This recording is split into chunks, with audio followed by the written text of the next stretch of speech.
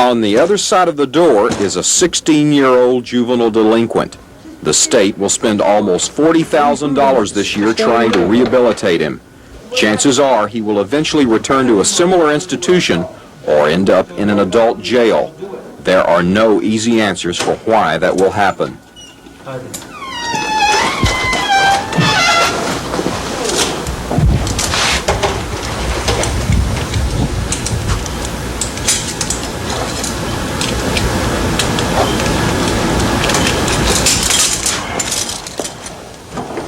Take a drink?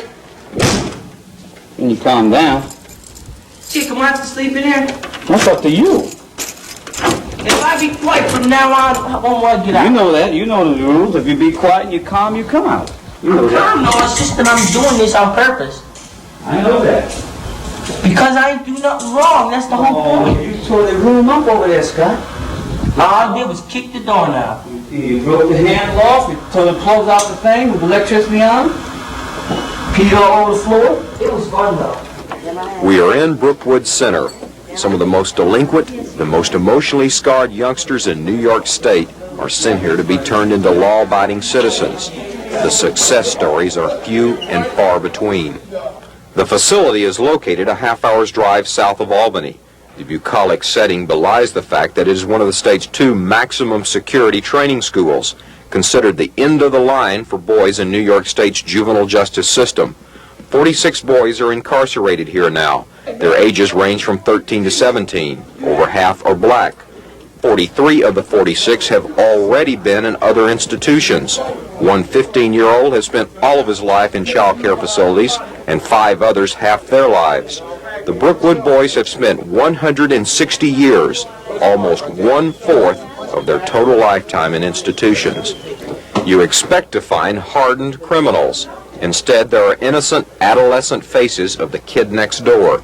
It's hard to believe their crimes. Stabbed victim in the chest and leg 4 times. Accessory to a $500 contract to kill. Shotgun assault of an elderly man. Armed with handgun, robbed 8 stores in 3-week period. With 3 others sodomized another youth. Stole wallet while brother held gun to victim's head. Over half the boys are in Brookwood for committing violent crimes. 2 for murder, 2 for accessory to murder, 7 for rape, 8 for armed robbery, 4 for assault, 1 for arson. The remaining 22 boys are transfers from less secure division for youth facilities that can't control their behavior. Their crimes were non-violent, such as burglary and theft. My friends say, "Nah, you can't steal." Say, "You ain't down." I say, "Yeah, I am." And I go out and steal, and I take it, and I give it to him, or I throw it away. Where'd you steal? I stole cars, guns, money, records, toys, hubcaps, anything. Then there are the emotionally disturbed, the 5% who fall between the cracks. Brookwood may not be the place to solve their problems, but no other child care institution will take them. Brookwood is an institution of extremes, from the unnerving isolation room to an atmosphere that at times resembles a college dorm. Touch my body, make it funky. Got a feeling like I wanna fly. Will you love me tonight? But locked up inside the boys who live here is a sense of hopelessness, of who cares. They say it's prison. One enters with small problems and leaves with bigger ones. The administration says the boys never had it so good. The place is better than home. 3 square meals a day, a room of their own, educational and vocational opportunities. But the staff privately admits that they wonder if it's no more than a warehouse. There's just not enough time and money for real rehabilitation. And society regards it as a prep school for crime, whose graduates re-enter their communities only to commit more serious crimes. Some of those who work in this system believe that society just wants these adolescents out of the way, out of sight, out of mind. But the problems linger on, in neighborhoods where the kids are often the first victims, and then in the larger society which fears and ignores them. Robert Riggs for 13 News.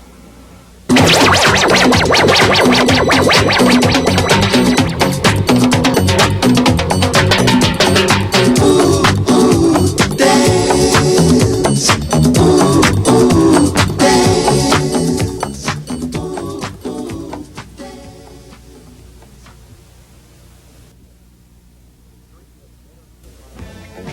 The streets of inner-city ghettos are the primary breeding grounds for juvenile crime. Socioeconomic problems are the norm here. The basic one, poverty. Oh no, no, no.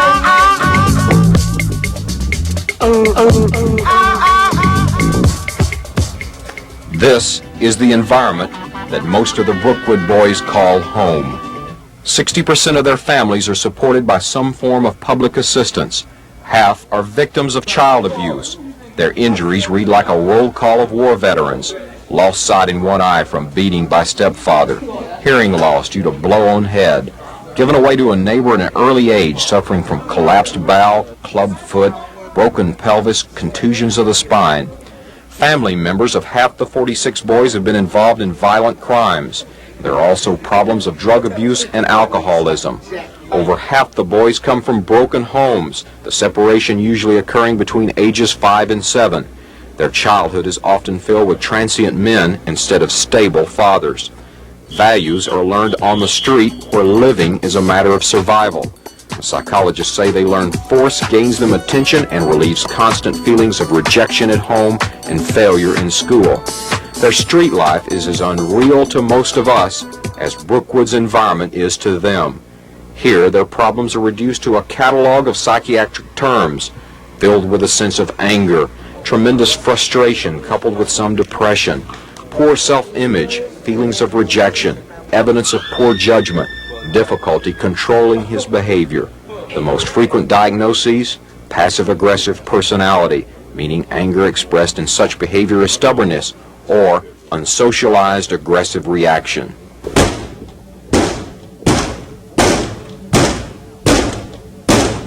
The boys call it acting out. They are unable to express their frustration in words. You can mess up, right? Like I did, right? But it won't be like I don't know how to explain it, man. Brookwood psychiatrist says an estimated 50% of the boys suffer from depression. Many of the kids here grow up with a feeling that they're not wanted, nobody cares. But the basic thing, feelings of hopelessness and helplessness, both. No matter what they do, somebody won't let them do it. And then the hopeless feeling that they can't get any farther ahead than where they are right now. 60% of the boys have learning disabilities, such as dyslexia. They see the letter B, but think it's the letter D. Others are confused by the orientation of up and down and right and left. The average reading level for these high school age boys is 5th grade. What is the balance of, if the added amount of the deposit? I don't understand. What is the balance if you add the amount of deposits to the final bank statement? All but 2 of 23 violent offenders have below average IQs, 5 in the retarded range, 7 borderline retarded, and 9 rate dull normal. Considering the combination of problems, it's as if these boys are walking around inside the body of a well-developed man with the emotions of a 5-year-old child. Brookwood staff will have an average of 18 months to try to change years of ingrained behavior patterns. Some say society expects them to perform reincarnation rather than rehabilitation. We still have to be realistic enough to realize that no matter what we do with them, we're going to send them right back to the same neighborhood. Those who have parents that really care about them have got a better chance than those who have parents who don't. Okay. A lot of the neighborhoods have changed, but they haven't changed that much. They're still going back out in the jungle.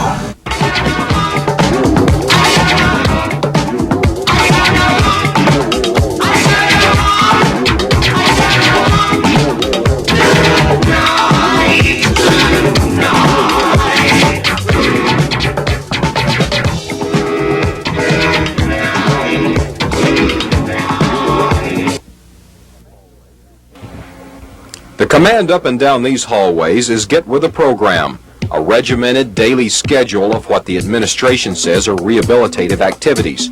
Critics believe the system is more concerned with controlling the boys while inside than preparing them for the outside. The staff replies that without control, there can be no treatment. Each of the institution's 4 wings has its own code of conduct. Good behavior in program means more privileges, such as off-campus and home visits. That's all you gotta do is follow their program. You can't follow your own, or you never get out of here. Can you beat the program? Nah. Yeah, you can beat it if you do what they say, you know. And, you know, have a mind of your own. What happens to the program when you leave here, though? And I forget all about it. Ain't nothing but a dream to me, nightmare. The heart of Brookwood's treatment program is compulsory 5-day-a-week, 1-hour group sessions, talking therapy. The only thing these counselors ever gave me was a hard time. That's all you ever gave You make your own bed. You do bad, you're gonna pay the consequences. Because I'm telling the truth, that's why. You know it.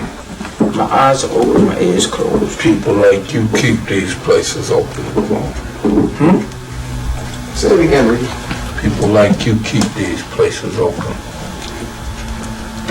People that don't care about nothing. Theoretically, the boys will listen to their peers and see their own problems in each other. But in practice, the boys say most groups fail to discuss real problems. They're talking about their problems, you know, they're laughing them off too, you know. A group ain't shit, man. The only thing you find out in group is like when you're gonna leave or how your visit is set up. And that's the only thing everybody cares for. Successful group sessions require mutual trust, which doesn't exist here. The boys fear opening up their innermost feelings will make them vulnerable. Yet many of the boys feel the need to come to terms with why they did what they did. It just hit me right there, and I just did it. Why do you think you did? Well, I don't know. I know, man, but it's kind of hard to say. Like, it's just like, you know, you picking up a pencil, you know, like you're gonna do something, right? You know, you're gonna write, right? You have the words in your mind before you write it down. That's the way I did it. It just kind of happened, and yeah, and it got out of control. One of Brookwood's 4 wings is a kind of prison within a prison. 6 boys eat, sleep, go to school, spend all but 2 hours of every day locked inside here. One staff member describes them as the living dead in a tomb. They're in here because no other institution nor any other wing in Brookwood can control their explosive behavior. They're like little sticks of dynamite waiting for a spark. They'll keep this going for a while. You'll counsel with them, but they won't in there. You think they're in there, but it won't. They'll keep going like this one right here. He'll keep it going like, see right here, swung out the punch, knocked him down. He'll run that. Let's keep it going. Just to keep it going, he'll say, I decked you. He'll jump up, say something, and they'll be up again. They'll keep it going. Yeah. The maximum security wing is the abnormal within the abnormal. For most boys, the day is an enforced high school environment that tries to teach a reluctant student body. Teachers are up against great odds. The average math level is 4th grade, reading level 5th grade. Argentina is a peninsula, true or false? True. False. False. It's not a peninsula. Just kidding around. See how smart you is. How many states are there? 52. What do you say? True. You can't get 50. 50 states. Success here is not necessarily measured by grades. For some, learning to sit still during the 40-minute classes is a major accomplishment. Survival skills are the name of the game, whether it's reading want ads or learning a skill. Brookwood's favorite pastime is television. It both shuts out the world around them and reminds them of the world outside. Their constant hope is getting out. Throughout the day, they are told when to get up, when to go to school, when to eat, when to play, and now when to go to bed. The state has spent $5,000 on this institution today for results no one can measure. The general expectation is that these kids will leave here law-abiding citizens. How will you know if they're rehabilitated? I think we can make some kind of a prediction, no guarantees, that under certain kinds of circumstances, certain kinds of stimulants, he would not become aggressive or assaultive. He may then steal a car, I don't know.